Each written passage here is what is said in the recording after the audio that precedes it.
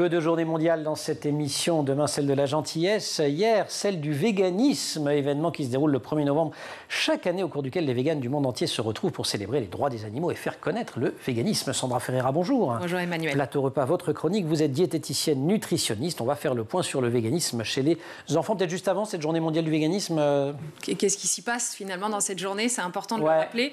Beaucoup de défenseurs du véganisme vont ouvrir des stands dans la rue pour en parler, vont proposer des échantillons d'alimentation végétalienne. On a planté des arbres, on a fait tout ça hier. En commémoration.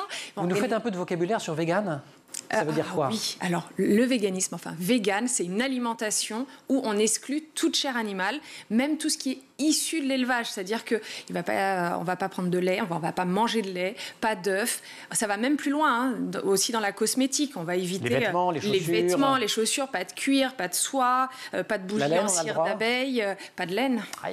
Non, effectivement. Donc voilà, ça va avoir peut-être des conséquences. Est-ce que pour les enfants et surtout les petits-enfants dont on va parler aujourd'hui, c'est problématique ou au contraire vertueux d'être vegan? Il va y avoir certaines problématiques.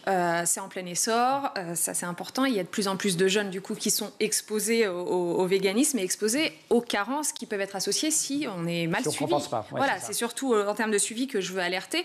Par exemple, je vous donne des chiffres de l'utilisation des jus végétaux aux États-Unis. Chez les nourrissons et les jeunes enfants, ça a augmenté de 61% de 2012 à 2017 et ça va créer des carences nutritionnelles. Voilà, c'est ce qui est important et c'est encore plus grave à cet âge-là.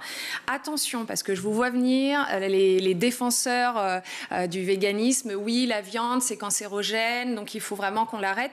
Il y a des études, certes, qui prouvent que certaines fréquences en termes de viande sont dangereuses, mais c'est souvent biaisé. On a des études à l'inverse qui vont prouver, et je vous la cite, sur des enfants, là on est en Pologne, polonais, qui sont âgés de 5 à 10 ans. On les a comparés, les végétaliens, les végétariens et les omnivores, et on a remarqué que dans les deux premiers groupes, il y avait plus de carences en fer, ce qu'on appelle la carence martiale, et plus de problèmes de croissance, et encore plus chez les végétaliens. Donc il faut faire attention, il y a des carences et surtout des problématiques de croissance staturale, en plus des carences nutritionnelles. Croissance staturale Voilà, les enfants grandissent moins, ils sont beaucoup plus petits. Donc c'est pas forcément recommandé pour un enfant d'être vegan? Pas forcément, ils n'ont pas les mêmes besoins que les adultes, pas forcément si on est mal suivi. Ils ont besoin de plus de nutriments, de plus de vitamines, de plus d'oligo-éléments, d'acides aminés essentiels.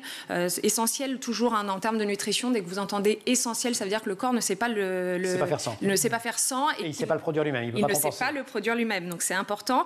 Les nourrissons qui sont nourris avec des jus végétaux inadaptés vont vraiment être exposés à un déficit de croissance et surtout, rappelons, et c'est là où je voulais en venir surtout aujourd'hui, c'est que les deux périodes les plus importantes chez l'enfant, ça va être lorsqu'il est nourrisson et l'adolescence. Et il va y avoir une petite problématique chez l'adolescente.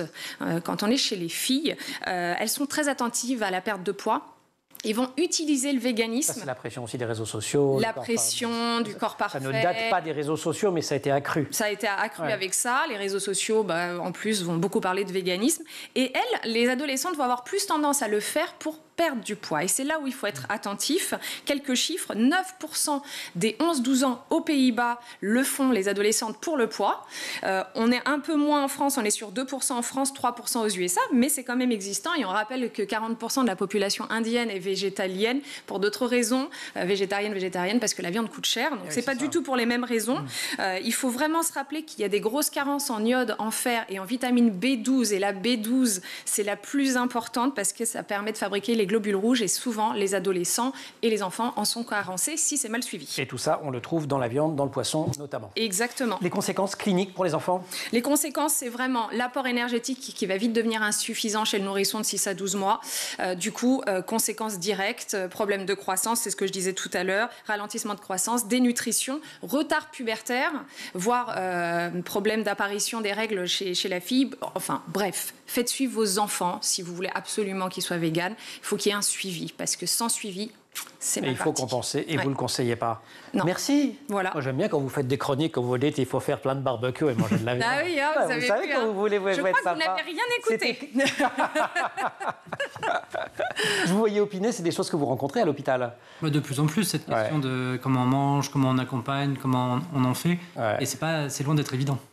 En tout cas, merci beaucoup à tous les deux. Merci Sandra, Adrien, merci beaucoup. Jouons la deuxième partie du titre m'échappe, mais pas à vous. La découverte du monde des autres et de soi. Du monde des autres et de soi, c'est chez InPress, ça, cela ne m'échappe pas. Merci aussi à toute l'équipe de l'émission, Colline Hamel au maquillage, Emma Frary en régie et Marine Plantec qui a également préparé cette émission, Saïd Mamou au son, Mani Pézeshk à la réalisation. Vous restez sur School TV, on se retrouve nous en permanence sur Internet et sur les réseaux sociaux.